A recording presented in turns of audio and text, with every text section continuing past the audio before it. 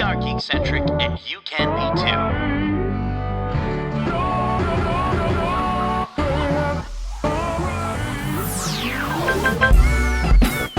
Love ya.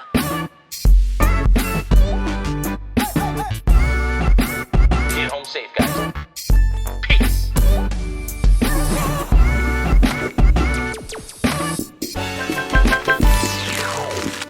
What is up, geeks? My name is Nate, and in today's episode, we're talking about what we've been up to.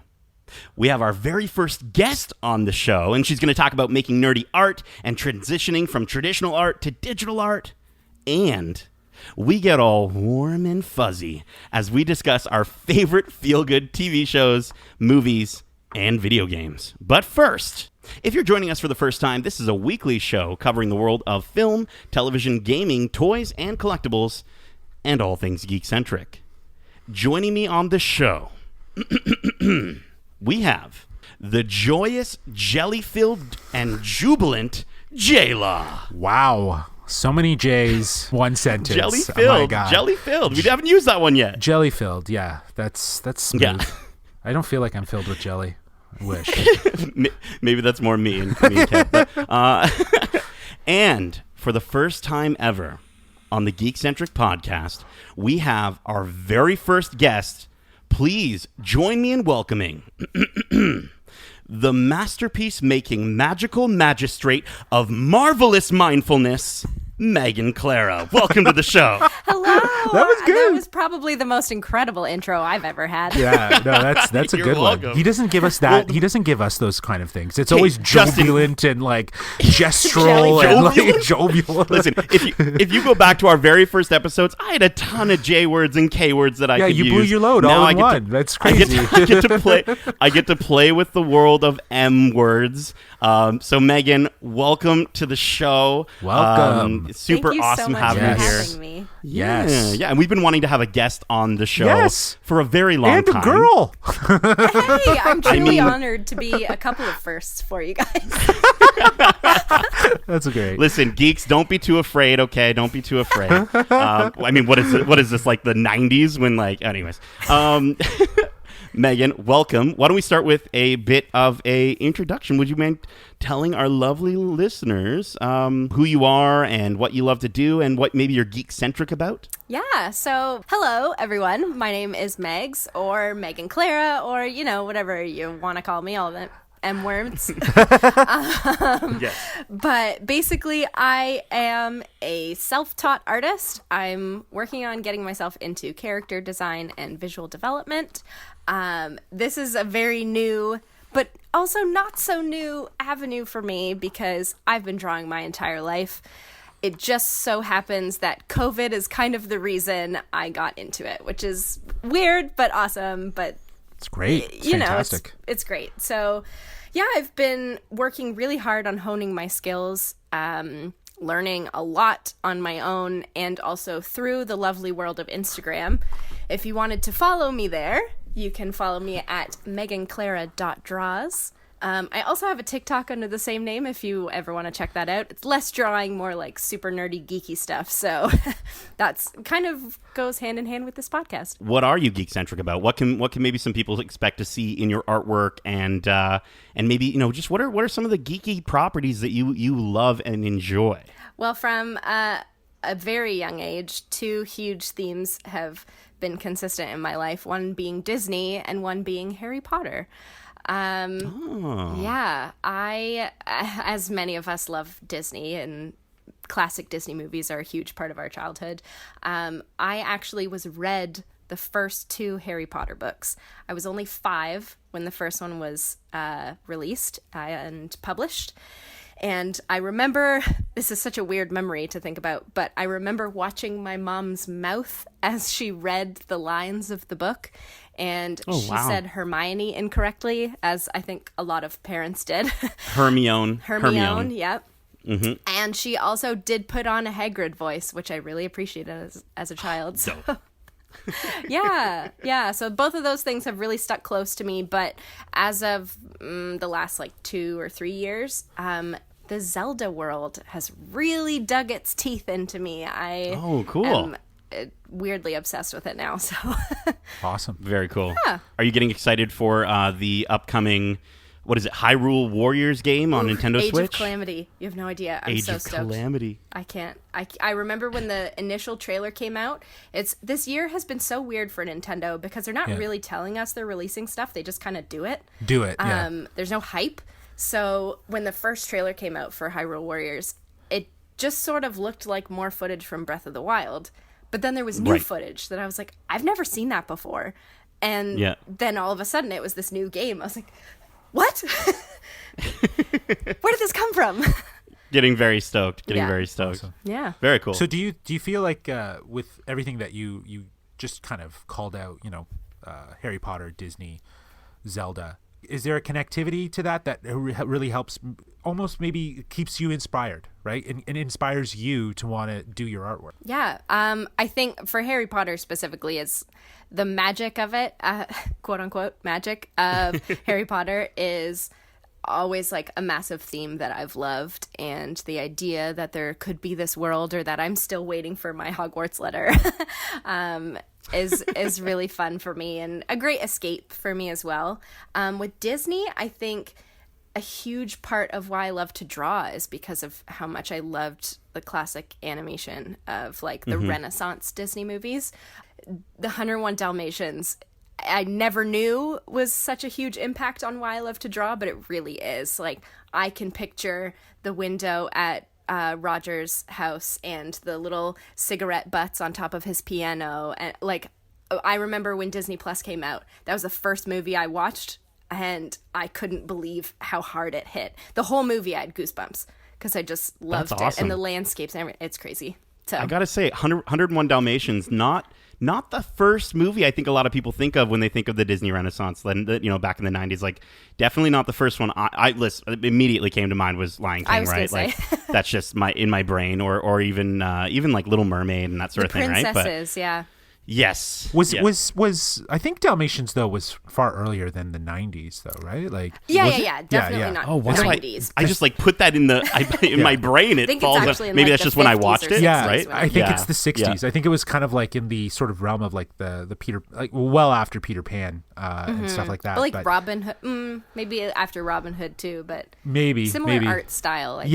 And I think that's a really great way to kind of describe that is the Renaissance, right? Like the 90s is actually more or less a adaptation of the Renaissance, but it has its own nostalgia to it, as Nate's Lion King, Aladdin, Little Mermaid, all of that aesthetic, but it does carry over. So but that's really cool. That's really cool that an old movie like that can still hit so hard. So that's good. That's good. Now, Megan, you've recently transitioned from traditional art on pen and paper to the beautiful, wonderful world of iPad and digital art. What have been some of the pros and cons of that experience for you? Oh, okay. So I obviously have drawn traditionally forever. When I was little, I had crayons, chalk, markers, what have you. But earlier this year, again, when I had nothing else to do and was sitting at home, couldn't figure out how to, abide by my time, I was like, I'm going to draw again. So I took out my paints and I took out my pencils and just sort of started sketching as much as I could. I weirdly am one of those people who drew my whole life but didn't actually take art class because I didn't like drawing realism. I'm very much a cartoony person, so in real life, yeah. And I just like didn't appreciate the whole life drawing and like understanding anatomy and stuff like that. So I really delved more into that earlier this year, and then getting onto Instagram and thinking I should start sharing my art. I'd love to see what other people do. I just learned about digital art. I didn't really know it existed. Obviously, I knew it existed, but I didn't think it was something as tangible to me.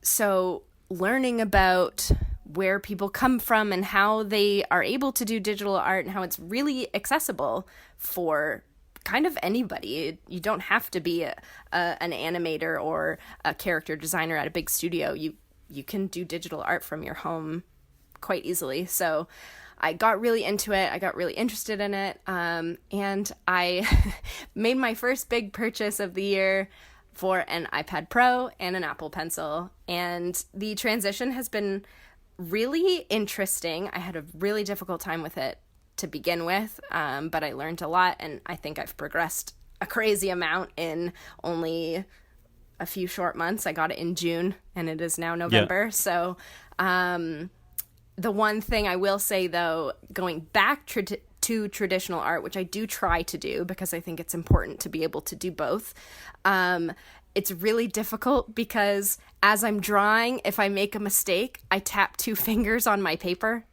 and it doesn't do anything. Nope. It's like trying to scroll on a book, right? Yeah, not going to work. It's the worst. Yeah.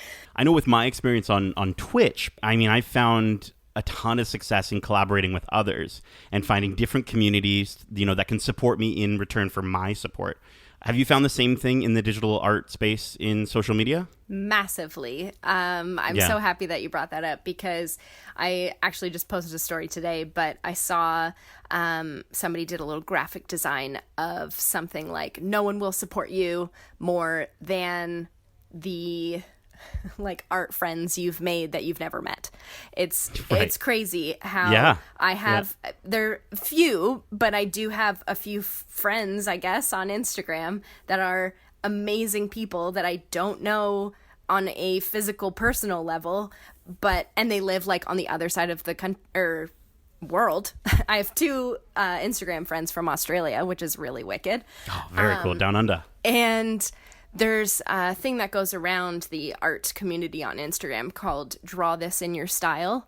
So when people hit certain milestones in their account, they'll draw a character and say, okay, world, draw this character, but in your style. Change the pose, change the attitude if you want, but make it recognizable. And it's a really fun way to sort of collaborate and work on other people's work and see other people's work. And I really, really love the art community that I have kind of found on Instagram. It's amazing. Great that you've had great success with connecting with other artists. But I guess maybe even as a big picture question, where do you think you would want to take this new talent in terms of a career path? I think Disney is an overarching sort of monstrosity of its own that obviously I would love to be a part of. But there are so many animation studios out there. I think character design or visual development for characters is a huge passion of mine. And I looked into just character design, but it's a lot of sketching. And I love colors and lighting and painting and stuff like that. So I think the visual development side of creating characters is more my cup of tea. But I also would love, just as a side dream or maybe main goal, is to create a children's book. I think it would be really amazing. Yes. I 100% endorse that. And you could do that right now. There is nothing stopping you from creating a kid's book with the art style that you have right now. 100%. Yep. Yeah, it's huge. And I actually have a 3-year-old goddaughter right now who I had a weird moment with my brother where he goes, Megan, can you imagine if you drew a kid's book and then Abby was reading that kid's book? And I just wanted to cry. I was like, that's such a beautiful thing to think about. Yeah, that's fantastic. Yeah. Awesome. Or even Very my cool. own kids one day For reading sure. a book that I created. So but Megan, last question here, and then we are going to move into our Whatcha. I know usually our listeners are we get right to the Whatcha. But we got having a our guest. first, We got a guest. our We first gotta introduce special her. character on the show. Yeah. It's a big deal, right? And so last question would be, and this is actually a writing question from Robert67 writes in. And Robert from Toronto, thank you so much for writing in. What is your favorite thing to draw and your favorite commission that you've ever been tasked to create? So 2 questions, I guess, in one. What is your favorite thing to draw? Maybe one of your favorite things. You don't have to be so decisive. I know it's hard to make decisions sometimes. What is one of your favorite things to draw? And what is your favorite thing you've ever been asked to create? So, favorite thing to draw, I feel like I draw a lot of ladies. So, it's all ladies on my Instagram, basically. Not Lots of in a ladies. weird way. No, A lot of female characters. And I think as of recently, I've been drawing a lot of like ballerina-esque ladies, and I really have a lot of fun with that because I am also a dancer, danced Nice. all my life. So that kind of bled into this. Favorite commission, which by the way, I just opened up my commissions for anybody who's Ooh. wondering. I was doing commissions here and there for friends and family and people who were interested in watching my art grow, but I now have officially gained enough confidence that I've opened it up to whoever would like some. So check out my Instagram. But I think favorite commissioned piece is probably a very special one I did for a very special person who had an idea in his head since he was little. He has this like superhero character that has been in his head forever. He's described it to me as sort of a night crawler, but he is a gecko-ish character. Looks like a lizard, Okay, and his okay. name is literally Gecko. Shoots arrows, climbs walls, and he's never been able to imagine what that character would actually look like or see it in front of his face.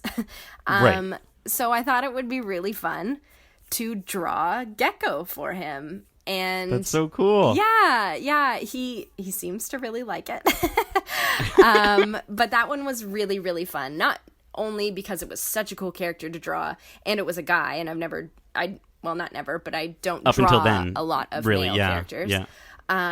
So it was a challenge for me, which was great. But also to be able to bring a childhood imaginative idea to life is That's literally super cool. what I want to do. So Right. That's so fitting. All right. Well, listen, that makes me feel all warm and fuzzy, which has something to do with our topic of the show. But before we get to the topic of the show, guys, I know we're a little further into the episode here, but listen, we had to try this whole interview thing out and make sure we're asking our first guest ever some excellent questions. But before we do that, let's talk about Whatcha. I would love to kind of dive back in. Megan, if you haven't already talked enough, I'd love you to talk some more. Whatcha. What you been up to? What you been watching? What you been gaming? What you been watching? I was going to say, maybe clarify what a Whatcha is for her, because we know what Whatcha is, but like she might not. So Yeah, I mean, you know, what you been What you gaming, been up what to? you been reading, Yeah. what you been, you know, Whatcha. Whatcha. I think that's a universal term, Justin. Okay, at yeah. this point. Well, I've been doing a lot of reading art books. So Oh, I have a couple that I'd love for other people to check out if you ever are interested in art Shout or them these out. particular movies. But the art book of Spider-Man Into the Spider-Verse is like the coolest art book I've ever seen. The concept So art cool. for that movie is bonkers. Also, just that movie in Yeah. general is Yeah. bonkers. yeah. The It's- concept art is the movie. Like, Seriously, it's Yeah. crazy. So is Oh, that wow. book hardcover and like? Yep.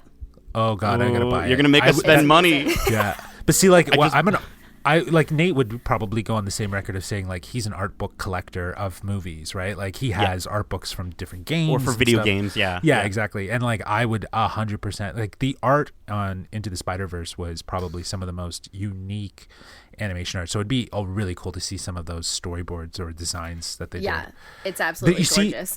You know, going back to what you were talking about wanting to pursue that career and avenue, it's crazy though how some of it sometimes looks more painterly than it does like illustrative, right? Like as the final Yep. product, it's very kind of like impressionist, or you know, brushstrokes are very, you know, sort of thing. I think with that, it's probably very clean. In that book in particular, actually, you think it might be clean, but if you really look at some of the like landscape work that they did with like New York skylines and stuff like that, it's not clean at all, but that's Right. what makes Oh. it so cool. Like Cool. the brush strokes are really raw, which is amazing. Awesome. So love that one. I also have the art book for How to Train Your Dragon. Is really wicked. Nice. Absolutely. Yeah, that's I'm one of the goals I have in the next few months is to get a little better at like creature drawing. So I figured that was Cool. a pretty good I'm into book that. to check out. Yeah, you're going to start drawing some like baby toothlesses maybe a little bit? Yes. Yeah, let's go. Let's go. Those dragons are adorable. Yeah, so I've been reading those, watching a couple movies, including Zootopia. I watched Nice. again. And actually, I watched for only the second time ever, Coco. Oh wow. My Yeah. wife was mentioning she wants to rewatch that, but she's terrified to because it That's- broke her last time. That is exactly why this is only the second time I've seen it. The first time I saw it, I was actually with Nate, and Yep. I was like dry heaving. I was crying so hard. But it was the culture of Dia de los Muertos, and Right. how I mean, a little bit deep, but one of my biggest fears is death, as I'm sure a lot of people are. Right. For And Sure, yeah. I thought the way that this culture celebrates death in such a beautiful way, in the fact that you can go and see them again one day, and they get to come and visit you if you remember them, and you pass on your family. And like this Miguel is the main character of the movie. He remembers his like great aunt just because she's Right. on the ofrenda. So there's like, that is so cool, and I would love to celebrate that. If I could Right. ever get myself into that cultural I guess celebration, I would love to do that. And also the meaning of music and how impactful that is on everybody is really cool. You're making me want to watch it again, Megan. It's incredible. My So tears good. this time around were not of sadness, it was of how happy I was that Right. everything happens the way it happens. Yeah. So Yeah. it's cool. Very cool.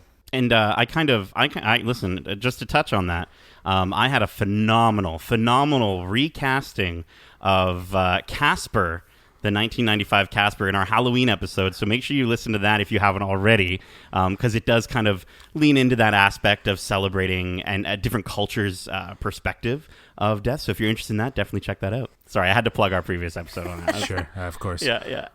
For the next watcha, Justin, you big watcha, you been watching? You big what? You know what, dude? I have been super boring. no. I don't know if you guys knew this, but just our neighbors to the south are actually they're in the midst of an election, and geez. I don't know if you guys have been following this. It's Is not this really that big of news. No, but I don't think I've heard of that. Is it something to do? Yeah, no, I don't know. Yeah, there's an orange man. He's very mad. He's Is he getting losing. fired? He's, Is he getting fired? He's fired. He's fired. 100% fired. Yeah. Today it was official. So yeah, of course, I have been absorbed in that. It has been trying this whole past 4 years, and especially this last year with this obese flailing turtle. I like has turtles. been- Don't. Yeah. Yeah, I like turtles too. So it is an insult to This turtles. wacky But anyways, waving inflatable arm flailing too. yeah. Sure, we'll go with one of those. Yeah. Yeah, there you go. This past year, and obviously the other 4 years have been very trying, and this was a big deal. That being said, I think the election, I'm just happy the way it's turned out. Me too. Can now move on to watching other things, so and not being so concerned. But there will be a lot that's going to happen with this election. The fallout from this election, and only time will tell. But I am super happy that at least America did the right thing and made it great again by dumping the orange. It made America And- less orange again. Yeah, and it went out, for out with it the went orange for, and in with the blue. Is that what they're trying to yeah, say? out with the orange. Yeah. Some have been saying out with the orange, in with the blue, or out with the orange, in with the old. I think that's kind Right. of Yeah. offensive. but- It's a bit old. Yeah. I mean, he is old. older. It's He is that's the fair. oldest president to be. It's funny. He was also the youngest to be senator, but like now my he's the oldest to be a president. Did we see But I'm just glad to see. Mark Hamill's Instagram post? No, what happened? Must have been recently, but it was Obama was A New Hope. Donald Trump was The Empire Strikes Back. No, I And, haven't seen that. Oh, I and have not Biden is. seen Joe Oh, that. that's Biden is- fantastic. Joe Biden. Yeah, Return Return of the Oh, that's Jedi. cool. Oh, That's cool. fantastic. That's That's very cool. pretty great. Yeah, because a lot of people have been posting those things online where they've been there was the Avengers one that was circulating. Yes, I saw Yeah. the Endgame one. Yeah, the Endgame Yeah, one, which yeah. was really funny. And I think, like, again, a lot of people can find humor within these very trying You have times. to. You have to. You have to. Yeah, you have to, because like at the end of the day, like we're in the middle of a pandemic. It's only getting worse all around the world. Biden's coming in, and it just means what the future is. Again, we're not a political podcast, so I'm not going to get too much into it. But I've just that is what I've been consuming myself with of as of late, is just what's been going on in the world. End of rant. Let's move on here.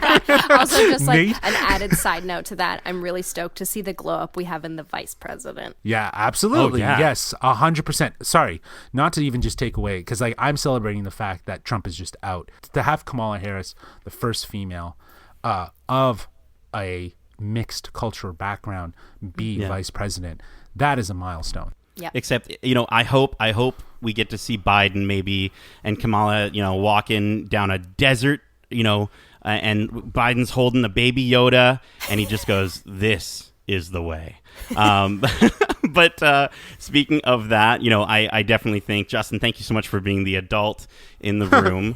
Sorry. No offense, sorry to Megan. be the downbeat No. on this That's whole all good. thing. That's all good. I definitely was listening and reading, a ton of that stuff too. But try not to get, I definitely had to get some escapes in there as well, because it's a lot, right? And that's kind of what we're talking about in the topic of the show for this episode. But I've been rewatching Avatar: The Last Airbender. I'm on book 3, and I'm enjoying it so much. So wait, hold on. You're watching? Rewatching. So are they structured as book 3, like book 1, book 2? Yeah, like season 1, season 2, season 3, book 1, book 2, book 3. Interesting. And so so I've gotten pretty far in it, and I just love this show so much. Like, honestly, I loved Attack of the Clones, Clone Wars and what they did with that. I loved Rebels and what they did with that. But I think my favorite animated series, bar none, is Avatar: The Last Airbender. It's absolutely fantastic, and just the way that they do the world building while still having an amazing storyline and keeping you going, and still have those like very kid episodes, but also episodes that relate to everyone. It's phenomenal. How are you watching it? Netflix. Okay. Netflix has all of them. Because I want to Yes. watch it. So. Ooh, get on that Netflix, girl. And of course, being consumed with news and outcomes and things like that, from a political standpoint, absolutely is important. But as gamers, it's also really important to pay attention to all the amazing news that's coming out about the release of the Xbox Series X and PS5. So I've been reading all the reviews. I've been, all the embargoes have started lifting. The Xbox and the PS5, getting about 8s out of 10, which is pretty standard for a console release. We've never really had anything over that. And dude, I mean, Megan, listen, you mentioned Into the Spider-Verse in your Whatcha, and I just can't stop dreaming. I can't stop dreaming about playing Miles Morales and getting there. I don't know if you've seen this, but there's an Into the Spider-Verse suit in the new Miles Morales game. Like and his get this, jacket and hoodie and like his full suit, okay? The black suit. And dude, I'm telling you right now, he animates in halftime animation, and when he punches someone, a pow comes out, and Megan, I just want to play this game so much. Justin, I can't wait. We are super stoked. I know we are getting a couple PS5s over at the Geekcentric Studios, so be sure to follow us for some content around that, whether it be in audio form or video form. But Justin, are you stoked for next generation? Yeah, I'm really excited to get my hands on that next gen, and I don't know, like the only game that I'm really interested in playing right now is Spider-Man, and I bought the I guess the re-release remastered version for PS5, so I'm gonna play obviously the first and then get into the Miles Morales story.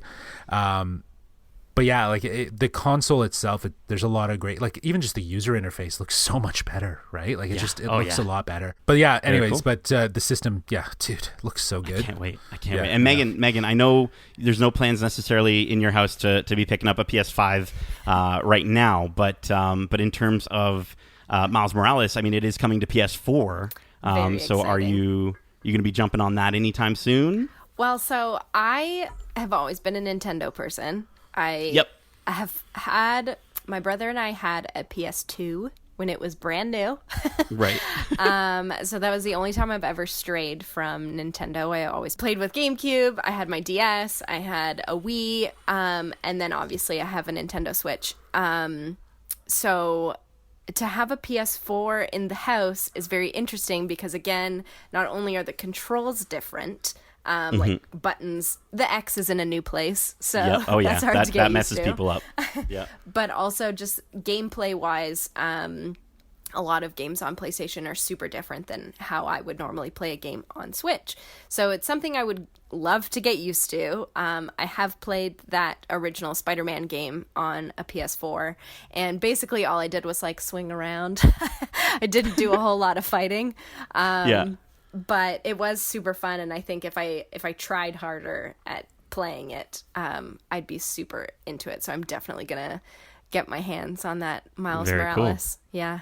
Did you play the first one? Sorry, you played the first one, you said? A little bit. I played around with it. I just sort of swung around, but I've watched other people play it. That's a funny thing about me. I like playing video games, but I also really love watching other people play video games. Well, that's why there's a whole streaming service called Twitch. Actually, Nate, you have a Twitch channel. Yeah, where people can just watch you play stream games. Yeah, so. Absolutely. Coming up on, if you're, depending on when you're listening to this, we're not sure when we'll get the episode out, but I know on the 10th, I'm going to be doing a live unboxing at 1 p.m. of the Xbox Series X, and then on the 13th, I think either one or two. Be sure to check out my Instagram, which I'll plug at the end of the show to learn when. But on the 13th, live unboxing of the PlayStation 5, which I'm also really I'm a little more excited about that than the Xbox side of things. But yeah, last thing really quick for Whatcha, I have been obviously watching along with all of my wonderful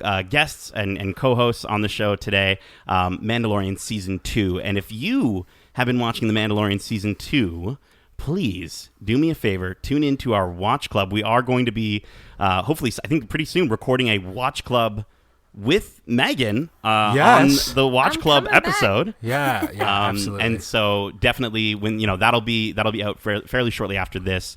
So feel free to give that a listen and let us know what you thought of episode 2. All right, well listen, guys, again, as I said, warm and fuzzy feelings is something we really need this year.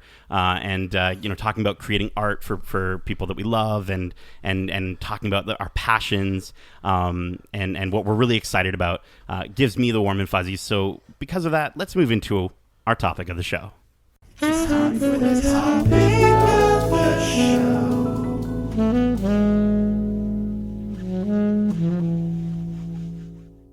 All right, so guys, as we kind of talked about in our Whatcha, with the insanely difficult and stressful year that has been 2020, we wanted to take a moment to talk about and suggest some movies and TV shows and games that can really help to make you smile, feel warm and fuzzy, even during a pandemic and an election and all the craziness. So, guys, this is going to be kind of a nice little, round table discussion where we're going to list our favorite feel-good watches, kind of pick-me-ups. We're going to go one at a time, and we're going to talk about, games, movies, TV shows. Megan, let's dive right into this, starting with our lovely guest, Megan. What is your favorite feel-good video game? Well, this may not come as much of a surprise to a lot of people in 2020, but my best pick-me-up video game, is Animal Crossing. Oh, yeah, absolutely. The quarantine game, I think they called it, right? The quarantine game, yes. Yeah. The game that literally somehow predicted that we would all be stuck at home 5 days after and released this game at exactly the perfect moment, because I can almost guarantee it. There are hundreds of thousands, possibly millions of people who have never played Animal Crossing before that now have it. I've played many renditions of Animal Crossing, and the amount of times I've had people go, "What's Animal Crossing?" And I have to explain to them that it's literally a game where you do chores and pretty much, right? Talk to little animals, and that's about it. So, no, and I love it. I love the creative aspects of Animal Crossing as well. And I think the having Animal Crossing in an age where the internet is really a thing, and I know we had this a little bit on the 3DS as well. But to be able to see people like sharing their designs, and Megan, you being, you know, an illustrator yourself, being a creative yourself, like, you know, I've been to your island. We've done tours of your island on my Twitch, and the amount of, if you had not seen this girl's island, like, make sure you dream about it in the Dreams feature that released very recently, and check out her island, because it honestly freaking gorgeous. It's so beautifully designed. She's got music set up where you can, like, you go to different parts of the island and there's different music based off the theme of that. Anyways, I could gush forever about her Animal Crossing island. But yeah, totally. Animal Crossing, great feel-good game. Literally, and there's so many reasons as to why I would consider Please. this a feel-good, warm, fuzzy kind of video game. Number one being the fact that it was perfect timing in its release. But the detail that they've put into this game, specifically New Horizons, is gorgeous. It's the most adorable video game, I think, that's out there. I'd agree. Yeah. I would dare anybody to contest me on that. Yeah. But also in a time like this where, like, everything around us is a little bit unnerving and scary and unknown, I think the general concept of Animal Crossing is that you wake up, you do some daily tasks like digging up fossils. Currently at the moment, you can pick mushrooms. You check out the shops and see what they have in store. You catch some bugs, catch some fish, talk to your neighbors, maybe meet someone new. I think it's a really great way to escape what's happening right now, and just, you know, for half an hour, 45 minutes, couple hours maybe if you're redoing your island, but it's a great way to sort of occupy your mind if you're maybe a little bit stressed or anxious or something, which I think is really great. Yeah, I think it's funny the way you described it too, because it's like you're living a life through the game that allows you to have some sense of normality, right? Like, right now, you don't have to wear masks. Yeah, don't. Now they have don't they have an option? You can if you want to. Yeah, exactly. Yeah.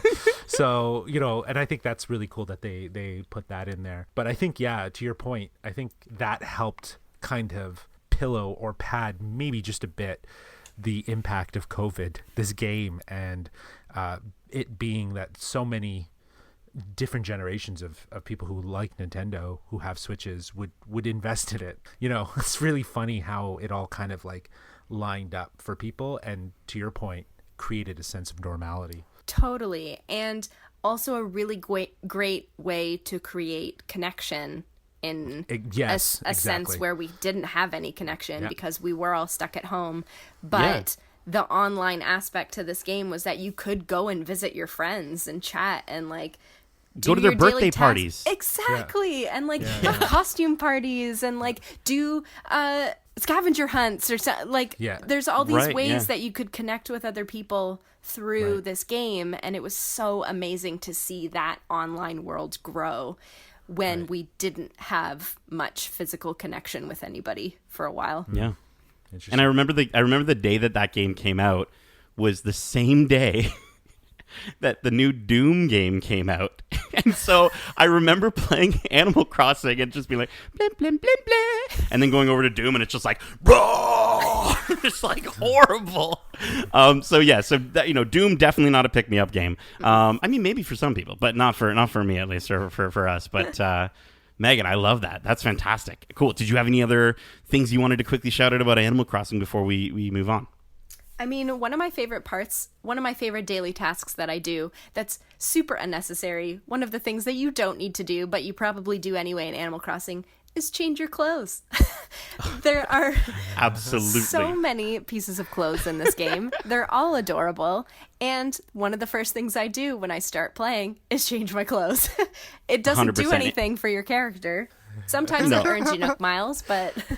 But I freaking love, like, all of her outfits that I've seen. She's got this magic wand that she uses, and they're so perfectly named and put together. And she's got like a Hufflepuff costume, of course. Like, one of the cool things, and Justin, you'd appreciate this, there's Power Rangers outfits in this game. There's like callbacks to Godzilla and to you know, giant mechs and things like that. Like, there's so much in the game for so many different people of different walks of life to love and to enjoy. And yeah, Nintendo really hit it out of the park with that. So that's a great feel-good game. Cool. All right, well, my feel-good game that I have, I'm going to go next here. Justin, is that okay with you? Yeah, go ahead. All right, thank you, Justin. I chose a game by That Game Company, and it's called Journey. And Journey it's an indie adventure game, which is co-developed by That Game Company and Santa Monica Studio, published by Sony, and it's directed by Genova Chen, who she does like a lot of the That Game Company games. Did you guys ever hear of Flower before? Did you guys ever seen Flower? No? I'm going way too indie for you guys. Flower came out in 2009, which I considered for my recommendation of like feel good game. But no, like Journey is, I don't even know how to describe it. It still holds up as probably one of the most beautiful and cinematic experiences I've ever had in a video game. Beautiful. It's so incredibly simple. It's stylish, minimalistic. You play as a character just known as the Traveler, who is this lone cloth creature, sort of just like long, elongated ghost creature. Kind of looks like Justin if he was wearing like a Star Wars outfit. And you literally glide. You don't really, you can walk. There's walking, but there's gliding and flying, and there's the beautiful scarf animations that come off of the character. Very Breath of the Wild sort of animation there. And it honestly, it's so gorgeous. You're flying through a desert, going up a mountain, and the music is so emotional that the characters don't have to talk. They don't talk. They make noises. They go blong like that or something. But like, there's just this beautiful emotional music, and your actions and the timing of the music is all in sync. But the biggest thing about this game, and this is really where it is a big pick-me-up, it is a really cool feel-good game, is as you play the game, you might see other travelers along your path. And when you're playing it, you kind of think, oh, okay, these are just some AI, or who are these people? And they're helping me. This character's kind of helping me get through the game. I wasn't sure where to go here, and they brought me to this next part of the journey. And the coolest thing is that those travelers are real people playing the game. And they're actual people that are helping you. And because you can't talk to them, it just makes for this really incredibly simple and just wonderful experience where you don't have to talk. You can just see their actions, and they bring you along. And listen, I know the first time I played this game, there was just the biggest smile on my face when I sort of realized that, and when it kind of gets to the end and it shows you the credits of all the people that you interacted with, just like their gamer tags or whatever, right? And it's just so freaking gorgeous. Again, if you haven't played it before, do yourself a favor. Don't look up a trailer. Maybe don't even listen to me right now. Just get this game on your PS4. Get it on your PS5 when it inevitably is available there as well. Or get it on Steam, or get it on an iPad or an Apple TV. You can play it with a controller. Make sure, though, what you have to make sure of is you have a dark room, you're by yourself, some beautiful headphones, and just enjoy. It's about 2 hours long. It's freaking gorgeous. It'll put a smile on your face and a smile on your heart. I didn't know how to end it. Yeah. Justin's rolling his eyes right now. Listen, Justin, if that wasn't a phenomenal ending for my game recommendation of Journey. Calm down. No, Journey, Justin, actually, so yeah. You did recommend it to me, and I think the standout thing about it is that it is so zen. It's like very relaxed. It's ambient noises. It's soft and gentle. The music is non-invasive. It's not abrupt. Mm-hmm. It can be when it needs to be, but it's not that it's the audio is very pulled back. It is an experience. So I could see how it would be a feel good. It is very relaxing. I wouldn't necessarily play it in the dark. I tend to do like some color vibed lights and like headphones and, some tea, and just, relax, and I think that's a good call out for that game. Cool. Justin, what is your feel good game, my guy? Yeah, so I don't know. I think my connectivity to feel good comes from memories and that nostalgic vibe. So as not being a seasoned gamer, I think when I think of the games that put a smile on my face or I like to play, it's like some of the really old games. Nate lended me his emulator system that has a lot of classic games, and I'm talking like SNES games because like Turtles in Time, that was like my game that I wanted to play when I was such a kid. And when I finally got to do it, it just was so exhilarating to do it. And, when I jump back into that game now, being almost 35, it's like, it's crazy to still remember what it was like to be, 7 or 8, I guess, maybe even younger at the time. I don't even remember when that game came out, but I just remember how excited I was to play that game. And that to me is always feel good when you can draw on the memories and the experiences that you've had with those things. That kind of helps with that feel good. So it's the same thing that you say about all sorts of stuff we experience. It's the memories that are associated with it. So I went in that route with my feel good. So I love it. No, absolutely. Definitely, going back to something that makes you feel good and something that I think Turtles in Time and a lot of those SNES games where some of them could be really challenging and really frustrating, but again, like I can just imagine a little 8-year-old you just like, wow, Ninja Turtles, and I can control them. Wow. Yeah, exactly. I think that's definitely a good feel good. And I think anyone who's listening to this show, definitely like if one of the, if Animal Crossing or Journey's not your thing, like definitely reach back into the old school aspect of things that you used to love when you were a kid and pull those forward. Right. Very cool. I love that. Yeah. Cool. All right. Well, Justin, continuing with yourself there, going off of your favorite feel-good game and your nostalgia, what would you say is your favorite feel-good TV show?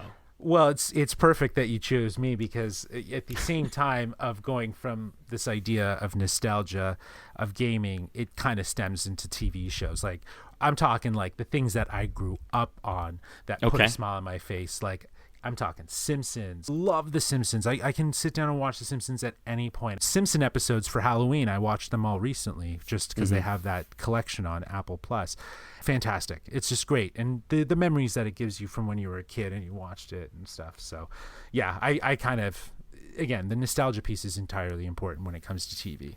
Very cool. Definitely. And I would definitely agree with that. Like, I know for a fact that, like, and we talked about this, I think, in a previous podcast, is the aspect of almost having the nostalgia of missing cable, because having cable TV, you can leave it on and there's commercials and stuff, but you have just shows like they would just have Simpsons marathons playing in the background that would just sort of run, and you're doing stuff around the house, you're cleaning up, but you're kind of almost listening to it like a podcast, right? Where you're just like you just listen, and I definitely feel you on the nostalgia side for that and how it can make us feel good. Very cool. Megan, what is your favorite feel good TV show? What do you love to maybe put on the old TV and get out of your head a little bit with? Yeah, well, I just want to like piggyback on that nostalgia thing for just a quick second before I go into mine, because as you say about the marathons of just like that old TV running in the background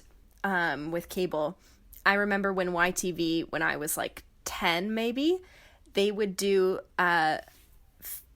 Sponge Odd Square Parents marathons, where they would do back-to-back doubles of SpongeBob SquarePants and the Fairly Odd Parents, and those were two of my favorite cartoons growing up, so that was really fun, and definitely something that would totally put a smile on my face, because both shows are hilarious and dumb and amazing in their own rights. Good. But I am somebody who loves a feel-good giggle. I am all about comedy. I definitely will watch TV shows that are challenging and intense and intelligent and all that kind of stuff. But to get a really good, feel-good, warm, fuzzy vibe, I need a sitcom. And one of my favorites, especially right now, is New Girl. Ooh, this is a sitcom that I'm obsessed with. It was on Netflix and then they took it off and I was devastated. And Oh, no. I talked about it all the time thinking, oh, I miss New Girl. I wish it was on Netflix again. And then lo and behold, earlier this year, they put it back on and I was so amazing. happy. I can relate to probably every single character that's on that show. To me, there isn't a single weak actor on that show aside from when Jess leaves and Megan Fox comes in my opinion. Okay. Yeah, Regan comes on the show. Regan, yeah. I remember that being a really sort It's of big thing iffy. amongst the fan group. Yeah, they were Megan Fox. But honestly, like I will say, I was very in the same boat. Like I was very against Regan's character, Regan's character, but Megan Fox portraying her. Mm-hmm. I gotta say, like she actually surprised me a little bit. She's I'm not not gonna go awful. so you know. Obviously. Yeah, there we go. We'll go with that. She's not awful. Yeah. But I will say, just like that show is so funny in its own way. There's nothing like it. It feels like it relies on the like improv humor, but it's all scripted. I mean, I know there's definitely improv moments, but Jake Johnson as Nick Miller. Speaking of Into the Spider-Verse, right? Like, just Love him. I couldn't stop thinking about Nick while I was watching Into the Spider-Verse. Like I was just imagining Nick underneath the Spider-Man outfit, to be honest with you. Yeah. He's so funny, and I can relate to so many of his moments. Like one of my favorite Nick Miller lines is when he says, "I have two perfectly good forks at the end of my arms." Is that the Thanksgiving episode where like they can't eat or something? I don't know. No, I think he's eating something with his hands, and they're like, "Nick, use a fork," and he's like, "I have two perfectly good forks at the end of my arms." Okay. That's awesome. Right. Who's the other guy? Schmidt, I love Schmidt. played by Max Greenfield. Max Greenfield, thank you. Yeah, He's yeah, yeah, hilarious, yeah. fantastic actor. Also, I don't know. I think Lamorne Morris Winston. plays Winston. Yeah. He is a character that is like a fine wine. He gets better with age. He's so Absolutely. As the show goes on. yeah. He plays such a straight character in the beginning, where he's just sort of that like level-headed one in comparison to everybody else. But as he grows, he gets so weird, and it's amazing. That's funny.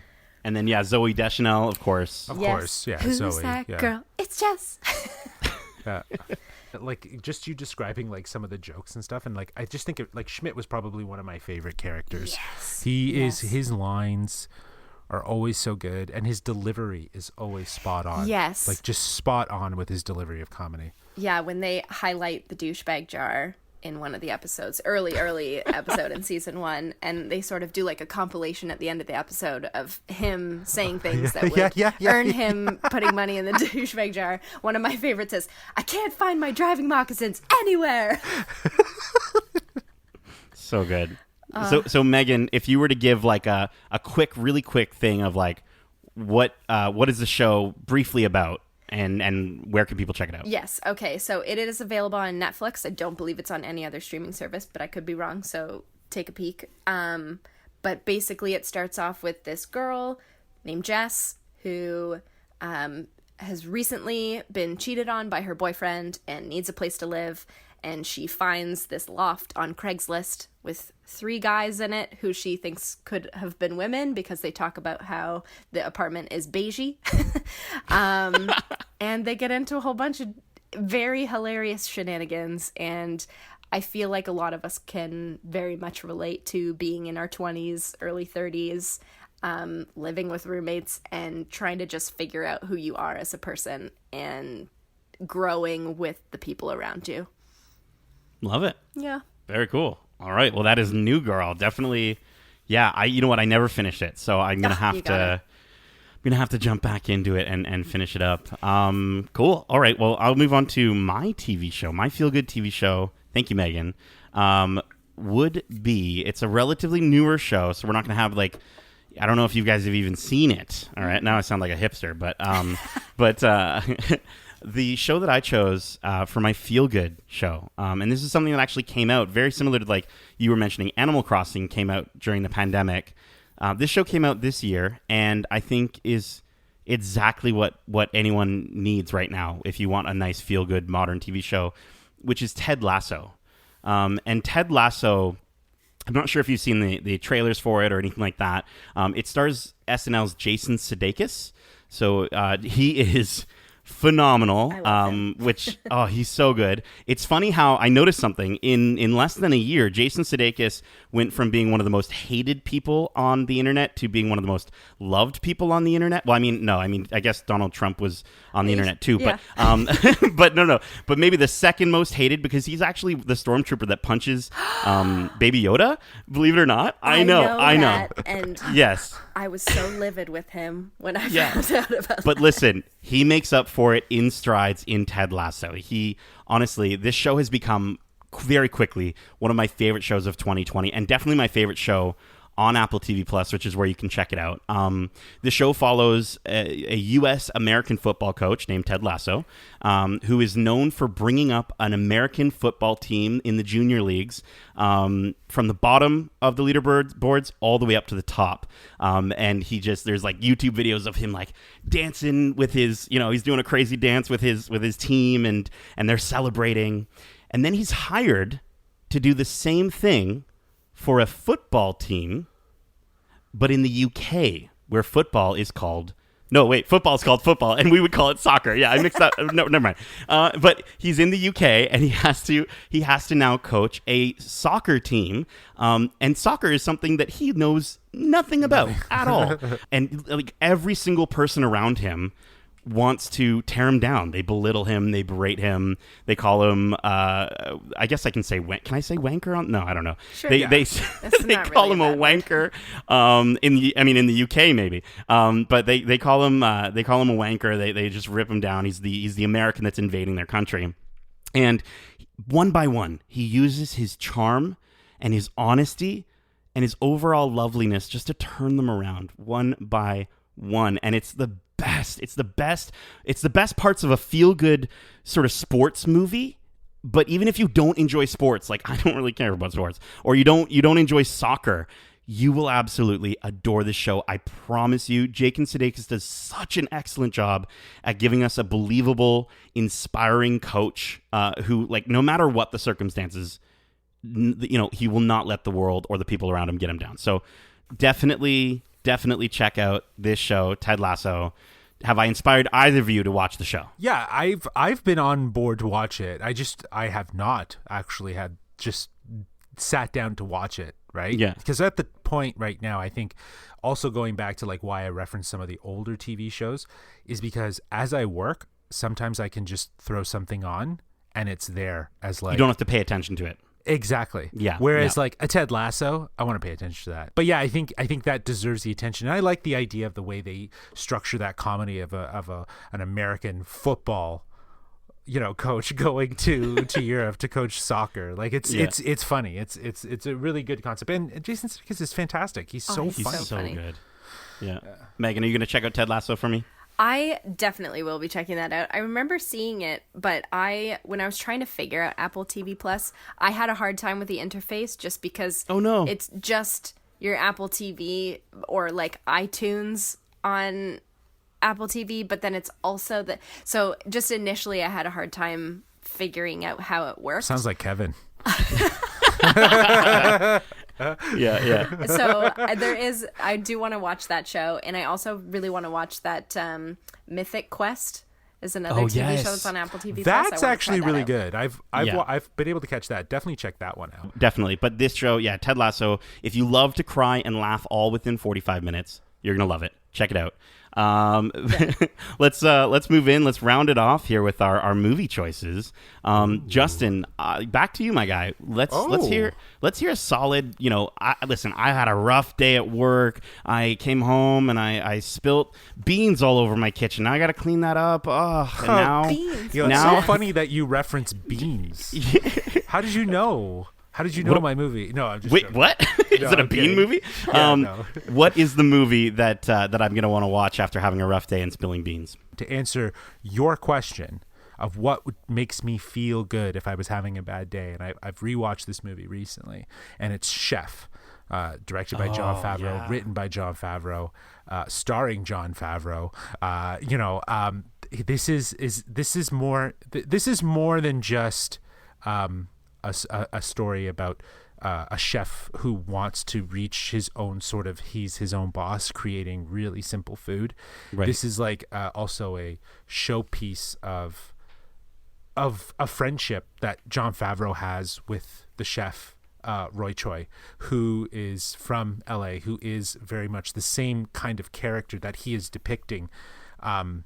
There's just such a beauty between this idea of how food can make you feel good, and what you do and what you create makes you feel good. So it's a really inspiring sort of thing of finding that balance of being driven, and so driven to create what you want to create, rather than just being confined to being told what to create.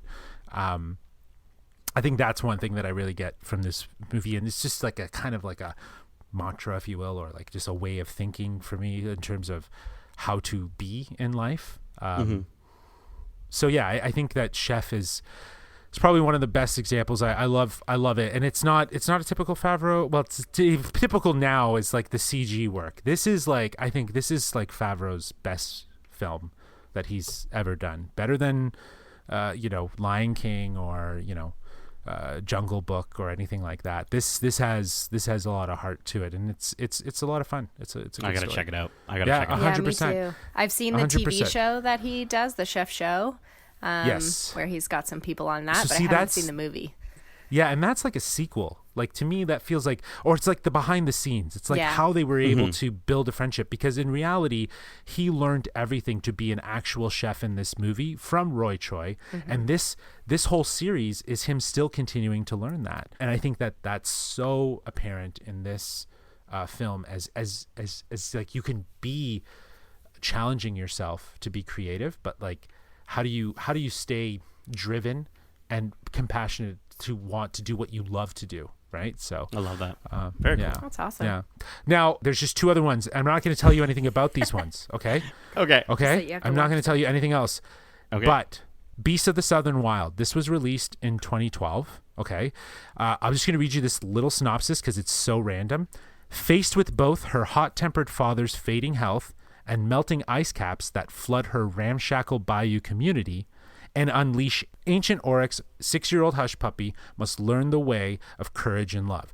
This movie is outstandingly amazing. It's so heartfelt. It makes you feel good for her journey. Hush Puppy is a 6-year-old girl. You'll enjoy it. I sit down, watch it. The next one, 2013, The Inevitable Defeat of Mr. and Pete. This, again, a coming-age story of two inner-city boys who are left to fend for themselves over a summer after their mothers are taken away by authorities. It is, like, I know it sounds heavy, but I'm telling you, to see this story with these kids, and I think this is another reason why I chose these two, is because they focus on children and the maturity of children through actual life sort of things that would, as an adult, scare you. Do you know what I mean? So it's really cool. And I think that in itself being a very feel-good sensation of just how it is, right, in life. So definitely two other movies I would recommend for checking out. That's all I'm going to say about those ones. So The Inevitable Defeat of Mr. and Pete. Yeah, I mean, I'm looking at the cast here. Adewale Akinoye Abjaje. I can never pronounce his name, but the guy from Lost is awesome. And Jeffrey Wright being in the show, or being in the movie, I'm always down to see some Jeffrey Wright.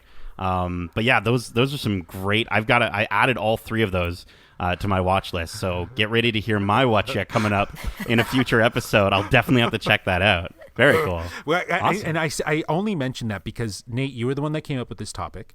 And Yeah. if I think of those like warm, fuzzy, smoldering, like you will have a box of tissue. Yep. You will be crying. Right? 100%. I can't wait. You will have tears. So I know that both of those movies are the type of warm and fuzzy. Now, in certain cases, I did exude that sort of emotion in some of the, especially in the Inevitable Defeat of Mr. and Pete. 100%. You will cry. So I can't wait. Be I love prepared. crying. I love crying very much, but only when it relates to watching warm and fuzzy movies. Speaking of warm and fuzzy movies and crying, I definitely did cry maybe when I was a little bit older rewatching this movie. But my movie that I chose for my feel good was Cool Runnings. And Cool Runnings is such a interesting. phenomenal movie. On my list, of course, I had movies like Elf and what else did I Oh have? my god, all Elf. Christmas Oh my movies. God. Right, I had like some honorable mentions, definitely Christmas movies, but also like Elf, or I had School of Rock, Mrs. Doubtfire. That is a fantastic Right. movie. A That's a newer great one, example. Palm Springs on Hulu. Adam Sandberg is in this movie. He created this Andy movie. Andy Samberg? Samberg? Sorry, Andy Samberg. You're right. Adam yeah, Sandler? of course. Adam. No, there's Yeah, no you Adam blended their Sandler movies names. in here. Yeah. And then like Sister Act 2 was another one that I just freaking such a warm feeling. But no, I chose Cool Runnings, released in 1993. This is a classic feel-good film. And for those who don't know, like just a quick synopsis. It's getting late here, you guys. A Jamaican sprinter who was wrongfully disqualified from the Olympics enlists with the help of a sort of dishonored coach to start the world's first Jamaican bobsled team. It's another underdog story, right, with a ton of heart, very similar to kind of what I mentioned from my feel-good TV show with Ted Lasso. I've watched this movie more times than I can count. Especially when I was like around 10 years old. Like there are moments in this movie, and guys, it's on Disney Plus, so you can definitely watch it whenever you want, and kids can probably access it. But I don't think it's a kids movie though. Like we watched it, we were quoting some things that we probably shouldn't have been quoting as 10-year-old little kids, like badass mother, or stuff like that, like in the kitchen or in the bathroom scene when anyways. So quoting the film with my friends Craig and Eric was one of my favorite things to do when we would, we'd be at camp, and again, there's a certain aspect of nostalgia that's hitting me when I talk about these things, but honestly, like it's a feel-good movie that on the surface it can look a bit cheesy, but I think it avoids that label once you get to know like the lovable cast, like the endearing, lovable cast that they are. And there's so many fist-pumping moments of pure celebration and joy that like while you're watching this movie, you feel like one of the people watching live from the small village on the island of Jamaica. John Candy is in this movie. Shout out to a Canadian actor, John Candy. Plays a character who is very clearly broken at the beginning of the movie, but ultimately he finds his passion through these four guys who they come together in like this unforgettable just moment in time, and it's based on a true story. It's not exactly accurate, but it's based on there's parts of it that are based on a true story a little bit. But guys, I love this movie when I was younger, and I still do to this day. Do yourself a favor, watch this movie if you're feeling down, or if you're feeling like out of your element, like if you're feeling like you're being put into a place, whether it be through your job or through maybe just having to work from home or whatever, where you're like, this is not my normal. I'm not used to this, but I want to succeed at this thing that I'm doing. Watch this movie because it really speaks to that. Guys, have you watched Cool Runnings? Of course. I have not. No, Megan! What? I know. You have to watch. You're going to love it. Oh my No. gosh. Everybody talks about this movie around me, and I'm like, yeah. It just was never a movie that was introduced to me when I was young, in that Totally. because It's a came out the different year I kind was of born. Disney. Yeah, that's true. That's also true. Like, when did it come out in relation? 1993. Yeah, 1993, right? So you were born in 93. Yep. Wow, I'm so old. But guys, definitely check out Cool Runnings. It's on Disney Plus. Megan, will. please watch it and let me know what you think. I will. Thank you very much. But Megan, you're gonna be the finale of our topic of the show this evening. Please, can you tell the lovely folks who are listening to this podcast, this episode, what is a good movie that can pick up their spirits and maybe make them feel a little bit happier in their day? Yeah, well, one that I was going to make we're all doing honorary mentions. This is the one I actually was going to choose, and then I thought about it again and was like, no, it has to be this movie. So the one I was going to choose is Ferris Bueller's Day Off, because it is one of my favorite all-time movies for so many reasons. But I I just love it. So that's going to be my honorable mention. Yeah, that's a good one too, because that is like that. Even just to see him succeed, you know what I mean? Yeah, get away with it. Literally, It's awesome. think about the parade, and you'll be happy and warm absolutely. and fuzzy. So. So good. So that's my honorary mention. But my absolute favorite pick-me-up movie is Finding Nemo. And Yes. there's a lot of layered Wow. reasons to this, because I was actually quite young when this movie came out. I thought I wasn't, but then I realized how old it is, and I was like, oh my God, Yeah, holy 2003. crap. Yeah, I was only Yeah. 10. Isn't that crazy? Jeez. So I was super stoked for this movie to come out. I was really excited when it came out. I watched it probably 10,000 times when it came out. And then it morphed into this movie that anytime I was feeling sick in any way, like I had a tummy bug, or I was like anxious and couldn't get out of my head, or just was like down, I would put Finding Nemo on and it would go away. I don't know what it is. Even still to this day, if I'm not feeling all that great, it either like takes me completely out, or if I'm sick, I fall asleep. If I'm like having the hardest time falling asleep, I put Finding Nemo on and I pass out. And then I wake up. Usually I fall asleep around the time that Nemo it gets taken away. And I usually wake up around the time that Marlin thinks that Nemo's gone. I don't know why that is the like chunk, but it is literally my remedy pick-me-up movie. That's awesome. Wow. Even from like a health standpoint. Yeah. Wow. Wow. I didn't think we'd be able to have movies that could heal us. Finding Nemo does. No, that's incredible. Even, mentally, physically, that's super cool. I don't think there's anyone who it could possibly be listening to this that doesn't know what Finding Nemo is about. But do you have any sort of just quick synopsis for the people? So basically, this little fish named Nemo is the only son of another clownfish. A clownfish named Marlin has one son. He had hundreds, and then something happened. So he's very protective of his son. And when Nemo gets taken away by a boat, he goes literally to the ends of the ocean to find his son. And it's a beautiful father-son story, but also just like parent-kid friend story, and there's so many reasons why it's so great, and I do want to name a couple of reasons why it's so awesome. Go for it, please. Let's hear them. One of the main ones to me is the amount of one-liners in this movie is incredible. The quotes that come out of Finding Nemo, let me give you some examples. Sure. Please. Give me some fin, noggin, dude. Dude. So good. I'm H2O intolerant. I'm obnoxious. When I was 10, I did not know what the word obnoxious meant. So I was like, that's really funny. And now I know what it means. And the infamous, he touched the butt. Or what about you guys made me ink? Yeah. Do you see this tentacle? It's actually shorter than all my other tentacles. But you can't really tell, especially when I twirl them like this. Fantastic. Yes, Oh, I've I seen it love a few times.